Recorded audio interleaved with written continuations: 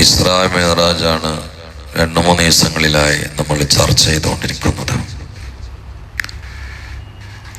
പരിശുദ്ധ ഖുർആനിൽ സൂറത്തുൽ ഇസ്രാ എന്ന് പറഞ്ഞതുപോലെ സൂറത്തുൽ മിഅ്റാജ് നമുക്ക് കാണാൻ കഴിയില്ല.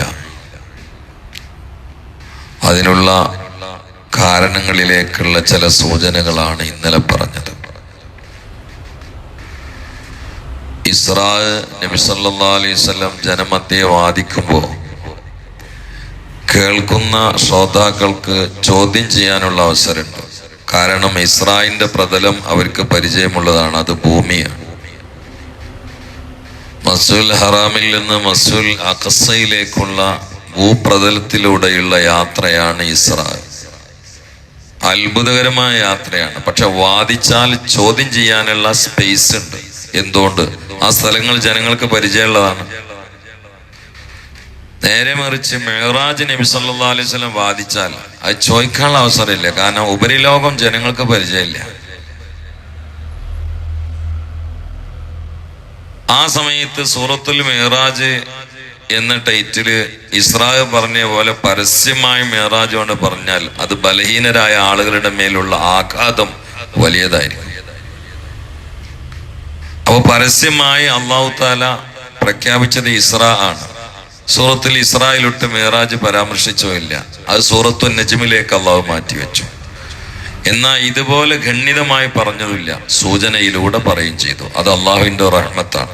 കാരണം മൊത്തം ഈ വിഷയങ്ങളൊക്കെ ഉമ്മത്തിനുള്ള പരീക്ഷണമാണ്.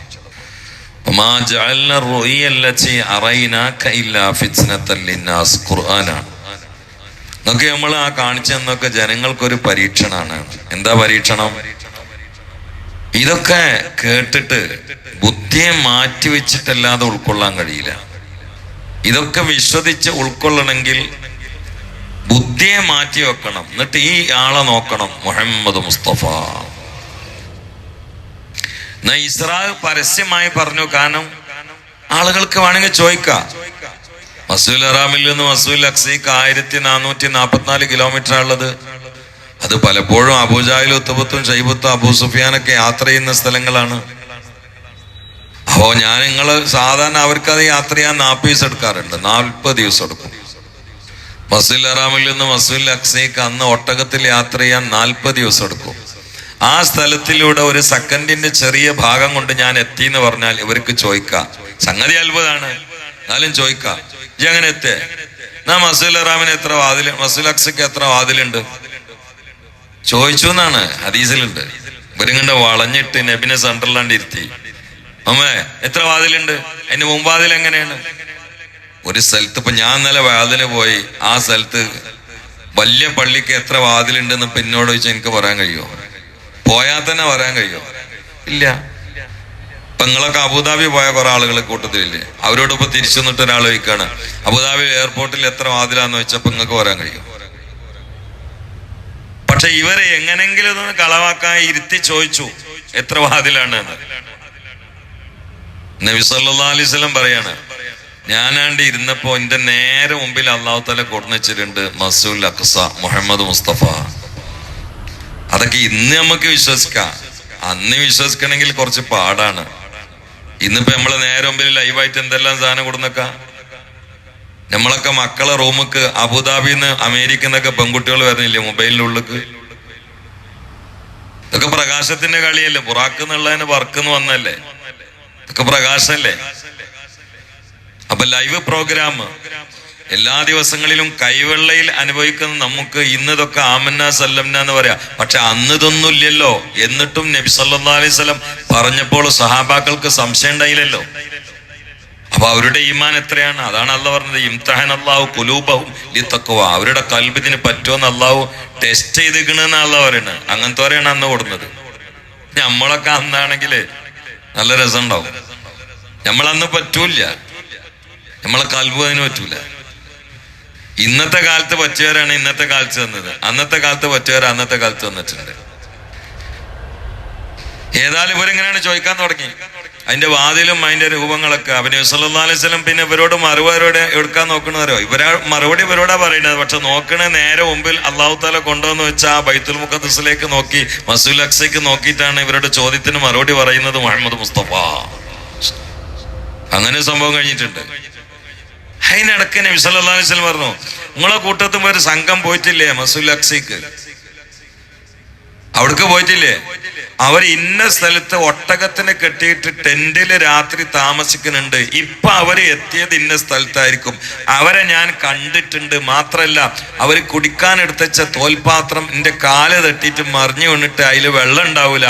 അവര് തിരിച്ചു വന്ന ഞങ്ങള് ചോദിച്ചു നോക്കിയെന്ന് മുഹമ്മദ് മുസ്തഫ. എത്ര കൃത്യാണ്! ഒരു യാത്രാ സംഘം വഴിയിൽ ടെന്റ് കെട്ടിയിട്ട് അവര് തോൽപാത്രത്തിൽ കുറച്ച് വെള്ളം വെച്ചിരുന്ന് രാവിലെ കുടിക്കാന്. നബി സല്ലല്ലാഹു അലൈഹി വസല്ലം വൈക്കോട് പോകുമ്പോ കാലെട്ടിയിട്ട് ആ പാത്രം മറിഞ്ഞിട്ട് ആ വെള്ളം പൊയ്ക്കണെന്ന്. അത് എന്തിനാ അങ്ങനെ ഉണ്ടായത്? ഇവർക്ക് അടയാളായിട്ടാണ്, അല്ല ആൾക്കാരെ വെള്ളം കളയാനല്ല. അത്രയും കൃത്യമാണ്. എന്നിട്ട് മുശ്രിക്കുകൾ ഇവര് തിരിച്ചു വന്നപ്പോ ചോദിച്ചു, അല്ല മുഹമ്മദ് അങ്ങനെയൊക്കെ വായിച്ചിരുന്നു മസ്ജിദുൽ അഖ്സയ്ക്ക് പോയേക്ക, അന്ന് നിങ്ങളെ തോൽപാത്രം മുഹമ്മദിന്റെ കാല് കെട്ടിയിട്ട് മറിഞ്ഞിട്ട് ആ വെള്ളം പൊയ്ക്കണെന്ന് പറഞ്ഞത് ശരിയാണോ? അപ്പൊ അവര് പറഞ്ഞു, കാലാരതാ തട്ടിക്കണമെന്ന് നമുക്കറിയില്ല, പക്ഷെ വെള്ളം രാവിലെ നോക്കുമ്പോ പാത്രത്തെ കാണാൻ മറിഞ്ഞിക്കണത് ശരി തന്നെയാണ് പറഞ്ഞു. ഇത്ര കൃത്യാണ്, ഇത്ര കൃത്യാണ്. കാരണം ഇത് വെറും എന്തെങ്കിലും വാദിച്ചു പോണ ആളല്ല. ഇന്ന് കുറെ ജിന്നമ്മമാരുണ്ട്, ഉള്ള ശൈത്താന്മാരെ മുഴുവനും പൂജിച്ചിട്ട് കോപ്പിരാത്തരം കാണിക്കുന്നുണ്ട്. ഇത് അങ്ങനെയല്ല പരിപാടി. ഇതൊക്കെ കൃത്യാണ്. അത്ഭുതങ്ങൾ കാണുന്നിടത്തൊക്കെ കൂടി മുസ്ലിം ഉമ്മത്ത് ഓടരുത്. ലലാലത്ത് വരും. അള്ളാഹു കാത്തുരക്ഷിക്കട്ടെ. അത്ഭുതമല്ല ഇസ്ലാമിന്റെ അടിസ്ഥാനം, അത്ഭുതമല്ല. പിന്നെ അത്ഭുതങ്ങൾ എന്തിനു വന്നു? അത് അള്ളാഹുവിന്റെ ഒരു പണിയാണ്. അപ്പൊ ഇത്ര കൃത്യാണ്, ഇത്ര കൃത്യാണ്. എന്നാ മിറാജ് അള്ളാഹു താല മാറ്റി വെച്ച് സൂറത്തു നജ്മിലേക്കാണ്. അത് തുടങ്ങണ തന്നെ വന്നജ്മി എന്ന് പറഞ്ഞിട്ടാണ്. അത്ഭുതല്ലേ? വന്നജ്മി ഇദാ ഹവാ മാ ളല്ല സാഹിബുകും വമാ ഗവാ വമാ യന്തിഖു അനിൽ ഹവാ ഇൻ ഹുവ ഇല്ലാ വഹ്യു യുഹാ. വന്നജ്മി, ഈ നക്ഷത്രങ്ങളെ കൊണ്ട് ഒരുപാട് ഉപകാരമുണ്ട്. പഴയ കാലത്ത് യാത്രയുടെ മാർഗം സ്വീകരിച്ചിരുന്നത് നക്ഷത്രങ്ങളാണ്. അതന്നെ സെന്ററിൽ നക്ഷത്രമാണെങ്കിൽ യാത്രക്ക് കൂടുതൽ ഉപകാരമില്ല. അതുകൊണ്ട് ദിശ പെട്ടെന്ന് മനസ്സിലാവില്ല. ഒന്നുകിൽ അസ്തമാന സമയത്താവണം, അല്ലെങ്കിൽ ഉയർന്നാവണം. വന്നജ്മി ഇദാ ഹവാ, അതാണ് ഇദാ ഹവാ എന്ന് പറയാൻ കാരണം. അതിന്റെ അസ്തമാന ദിശയിലേക്ക് അത് താഴ്ന്നു പോയാൽ അപ്പോഴേ വഴി അറിയുള്ളൂ. അല്ലെങ്കിൽ അതിന്റെ തഫ്സീർ ചില മഹാന്മാർ കൊടുത്തത് ഇങ്ങനെയാണ്. നജ്മ് എന്ന് പറഞ്ഞാൽ നമ്മുടെ ഭൂപ്രതലത്തിലുള്ള തണ്ടില്ലാത്ത ചെടികൾ, അങ്ങനെ ഒരു അർത്ഥമുണ്ട്. അല്ലെങ്കിൽ കാർത്തിക നക്ഷത്രം. ആ നക്ഷത്രങ്ങളുടെ കൂട്ടത്തിൽ സാധാരണ നക്ഷത്രമല്ല. നമ്മുടെ ഭൂമിയിൽ പച്ചക്കറി, ഫ്രൂട്ട്സ് ഇതൊക്കെ പലപ്പോഴും വളരാനും അത് പെട്ടെന്ന് കായ്ക്കാനും ഈ നക്ഷത്രത്തിന്റെ പ്രകാശം സഹായകമാണ് എന്ന് അതിനെക്കുറിച്ച് എഴുതി വെച്ചിട്ടുണ്ട്.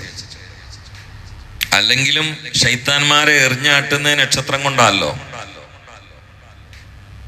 നാളൊരാള് ചോദിച്ചു, ശൈത്താനെന്നെ തീ കൊണ്ടുണ്ടായതല്ലേ? ആ, നക്ഷത്രവും തീ. ആ, ഒരു തീനെ മറ്റൊരു തീ കൊണ്ട് എറിഞ്ഞ എങ്ങനെ മൂല്യരെ വേദനാകും വെച്ച് ഓരോരുത്തരും സംശയമാണ്. ഇവിടെ അല്ല കേട്ടോ, ഒരു ലിബറലിസം കയറിയ ആള് ചോദിച്ചതാണ്.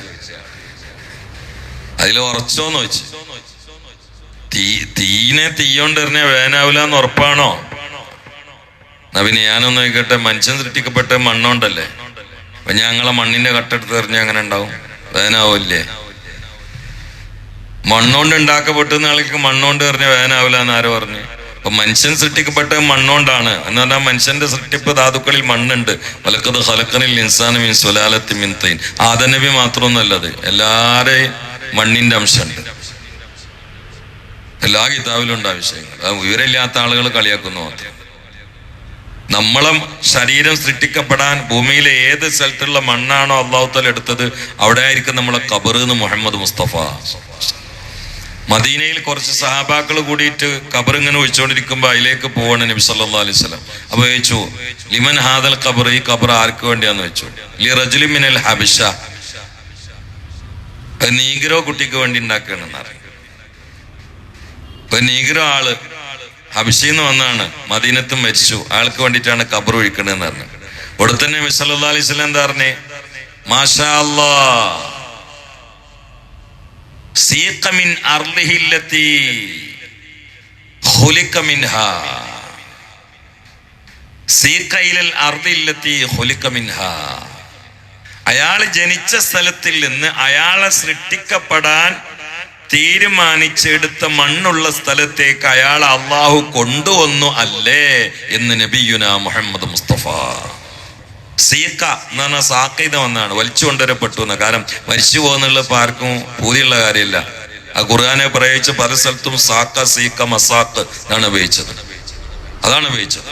كلا إذا بلغت التراقي وقيل من راق وظن أنه الفراق والتفت الساق بالساق إلى ربك يومئذ المساق.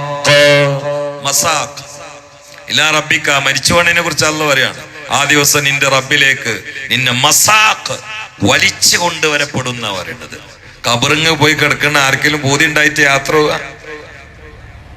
ഗസാലി ഇമാമതാണ് ഈ മരിച്ചുപോയിട്ട് കബറടക്കപ്പെടുന്നതിനെ കുറിച്ച് പറയലുണ്ട്, മൃഗങ്ങളെ കരടുത്തും പോലെ കരടുത്തുകയാണ്. വീട്ടിൽ നിന്ന് ആയാതൊരു കുളിപ്പിക്കൽ എന്നെ കുളിപ്പിക്കണം നിന്ന് വരെ ആരെങ്കിലും മനസ്സിലാഗ്രഹിച്ചിട്ടുണ്ടോ? എന്റെ മൂക്കിൽ പഞ്ഞ് വേണം, എന്നിട്ട് നാട്ടുകാർ ശൈലിയിൽ പോയിട്ട് എന്നെ കബറ് കൊണ്ടുപോയിട്ട് താത്തണ്ടെന്ന് ഈ സാഹസിലിരിക്കുന്ന ആർക്കെങ്കിലും ഒരാൾക്ക് ഒരു പൊടി ആഗ്രഹം ഉണ്ടോ? ഇല്ല. കുടുങ്ങിയിട്ട് കിടന്നു കൊടുക്കല്ലേ, കുടുങ്ങിയിട്ട് കിടന്നു കൊടുക്കല്ലേ. സുബ്ഹാനമഞ്ചല്ല. അപ്പൊ എന്നപോലെ നബി സല്ലല്ലാഹു അലൈഹി വസല്ലമയെ കുറിച്ച് നജ്ം സത്യത്തിൽ ഇത് ആലങ്കാരിക പ്രയോഗമാണെന്ന് ചില മഹാന്മാർ പറയുന്നുണ്ട്. ഇനി നക്ഷത്രം എന്ന അർത്ഥം വെച്ചാൽ തന്നെ അതിന്റെ ഉപകാരമൊക്കെ അമ്പിയാക്കളെ കൊണ്ടുണ്ട്. നക്ഷത്രം കൊണ്ടുള്ള ഉപകാരം എന്താണ്? ഒന്ന് മനുഷ്യന് വഴി കാണിച്ചു കൊടുക്കുക. അതേ സിറാത്ത് മുസ്തഖീമിൽ വഴി കാണിച്ചു കൊടുക്കുന്ന നക്ഷത്രമല്ലേ മുഹമ്മദ് മുസ്തഫ? ഹബീബിനെ കൊണ്ടല്ലേ വഴി. നമുക്ക് സുന്നത്തല്ലാതെ വേറെന്താ വഴിയുള്ളത്? അല്ലാഹു സുബ്ഹാനഹു വ തആല വഹദാനിയത്ത് പറയുന്ന സ്ഥലത്തൊക്കെ ഒരു കാര്യം കൊണ്ട് സത്യം ചെയ്യുന്നുള്ളൂ. നുബൂത്ത് പറയുന്ന സ്ഥലത്തും ഒരു കാര്യം കൊണ്ട് സത്യം ചെയ്യുന്നുള്ളൂ. വഹദാനിയത്തിന്റെ എവിടെയും തന്നെയാണ്. ഒരുപാട് കാര്യങ്ങൾ പറഞ്ഞിട്ട് സത്യം ചെയ്യണില്ല. പക്ഷെ മഹ്ശറിന്റെ കാര്യം പറയുമ്പോൾ അല്ലാഹു തആല സത്യം ചെയ്യാൻ കുറെ സാധനങ്ങൾ ഉപയോഗിക്കുന്നുണ്ട്. കാരണം വഹദാനിയത്തെ അക്കലിയാണ്. അല്ലാഹ് ഏകനാന്നുള്ളത് ചെറിയ മണ്ടുള്ള ആളുകൾക്ക് മനസ്സിലാവും. അള്ളാന്റെ റസൂൽ അള്ളാന്റെ ആളാണ് എന്നത് സാമാന്യ ബുദ്ധിയുള്ള ആളുകൾക്കൊക്കെ മനസ്സിലാവും. പക്ഷേ സിറാത്ത് പാലം എന്നത്, ഖബർ എന്നത്, മഹ്ശർ എന്നത് അത് കേവലം ബുദ്ധി ഉണ്ടായ പോരാ, അത് പ്രമാണമാണ്. അതിന് അല്ലാഹു തആല എത്ര കാര്യങ്ങളെ കൊണ്ടാ സത്യം ചെയ്തത്? വശംസി വദുഹാഹാ വൽഖമരി ഇദാ തലാഹാ വന്നഹാരി ഇദാ ജല്ലാഹാ വല്ലൈലി ഇദാ യഗ്ശാഹാ. ഞാൻ അങ്ങോട്ട് പറഞ്ഞിട്ടാണ് ആഖിറം പറയുന്നത്. പക്ഷെ ഇത് അള്ളാന്റെ റസൂലിനെ സ്ഥിരപ്പെടുത്തുകയാണ്. വന്നജ്മി ഇദാ ഹവാ കഴിഞ്ഞ് മാലല്ല സാഹിബുക്കും അമ്മകാവ. അത് സത്യം ചെയ്യലല്ല, റസൂലിനെ കുറിച്ച് പറയാണ്. കാരണം റസൂൽ അള്ളാന്റെ ആളാന്നുള്ളത് സാമാന്യ ബുദ്ധിയുള്ളവർക്ക് മനസ്സിലാവും. കുറെ സാധനം എടുത്ത് സത്യം ചെയ്യേണ്ട കാര്യമില്ല.